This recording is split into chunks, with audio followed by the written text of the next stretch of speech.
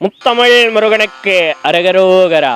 இன்னைக்கு இந்த காணொளி பதிவுல நம்ம என்ன பார்க்க போறோம்னா, குறிப்பிட்ட ஏதேனும் ஒரு தெய்வத்தை நாம் குருவாக ஏற்க நினைத்தால் என்னென்ன எளிமையான வழிமுறைகளில் நாம் கையாளலாம் என்பதை தெரிந்து கொள்வோம்.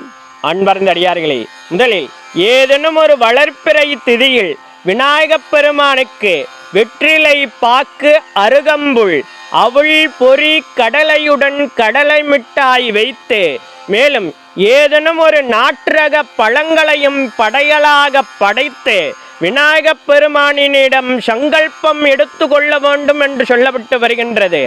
ஆக விநாயகப் பெருமானினிடம் மனதார வேண்டிக் கொள்ள வேண்டும். நீங்கள் எந்த தெய்வத்தை குருவாக ஏற்க நினைக்கின்றீர்களோ அந்த தகவல்களை விநாயகப் பெருமானினிடம் சொல்லி விநாயகப் பெருமானினுடைய முழு அனுகிரகத்தை பெற்று கொள்ள வேண்டும் என்று சொல்லப்பட்டு வருகின்றது. அவ்வாறு விநாயகப் பெருமானினுடைய அருளாசியை பெற்று கொண்டால் விநாயகப் பெருமானினுடைய திரு அருளால் நாம் நினைத்த தெய்வமே நமக்கு குருவாக குருஸ்தானத்தில் அமரும் என்று சொல்லப்பட்டு வருகின்றது.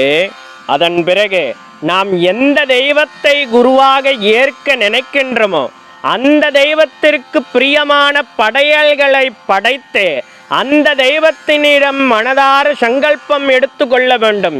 இனி நீங்களே எனக்கு குருஸ்தானத்தில் அமர்ந்து குருவாக என்னை வழிநடத்தி வழிகாட்டுங்கள் என்று மனதார ஒரு சங்கல்பத்தை எடுத்து கொள்ள வேண்டும் என்று சொல்லப்பட்டு வருகின்றது.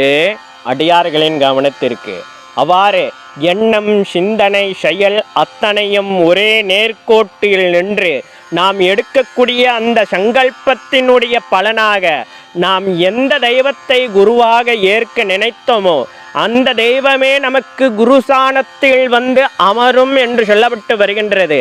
ஆகையால் அடியார்கள் அடிக்கடி குருஸ்தானத்தில் இருக்கக்கூடிய அந்த தெய்வத்தை மாற்றிக்கொண்டே இருக்கக்கூடிய செயலை செய்யாமல் இருப்பதே நன்மையான பலனை தந்தருளும் என்பதை அடியார்கள் சிந்தையில் வைத்து கொள்ள வேண்டும்.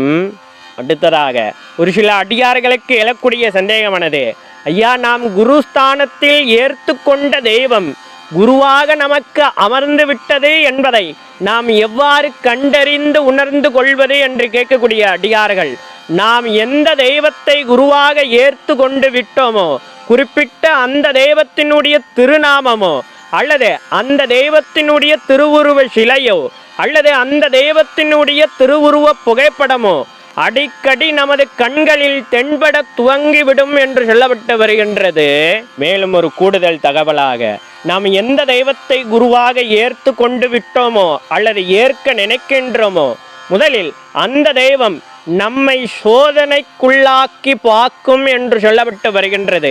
ஆக எவ்வளவு சோதனைகள் தந்தாலும் தர்ம நெறியில் நாம் வழி நடக்கின்றோமா என்பதை சோதித்து அதன் பிறகே குருஸ்தானத்தில் குறிப்பிட்ட அந்த தெய்வம் வந்து அமரும் என்றும் சொல்லப்பட்டு வருகின்றது.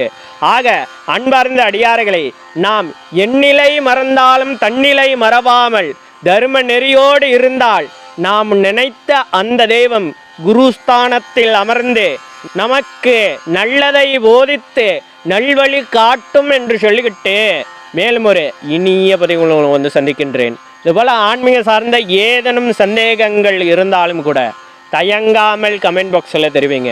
அப்படியே எனக்கு தெரிந்தால் கண்டிப்பாக உங்ககிட்ட காணொலி மூலமாக பயந்துக்கிறேன். நமது தமிழ் வேதம் 92 சேனல் இன்னும் சப்ஸ்கிரைப் பண்ணாத அடியார்கள் மறவாமல் சப்ஸ்கிரைப் பண்ணி பக்கத்தில் இருக்கிற பெல் பட்டன் அமைத்திட்டு ஆல் ஆப்ஷன் தட்டிங்கன்னா நாங்கள் பதிவு செய்கிற ஒவ்வொரு காணொலி பதிவும் உங்களை வந்து அடையும். மேலும் நமது தமிழ் வேதம் 92 சேனலில் நிறைய ஆன்மீக சார்ந்த காணொலி பதிவுகள் தொடர்ந்து பதிவேற்றம் செய்து கொண்டே இருக்கிறோம். அதெல்லாம் இன்னும் பார்க்காத அடியார்கள் ஒரு முறை சென்று போய் பாருங்கள். உங்களுக்கு தேவைப்படும் தகவல்கள் அதிலும் இருக்கக்கூடும். அடியார்களின் வசதிக்காக பிளேலிஸ்டும் தயார் செய்து வைத்திருக்கின்றோம். சர்வம் நீஸ்வரம் சகலமும் நீஸ்வரம். நம சிவாய.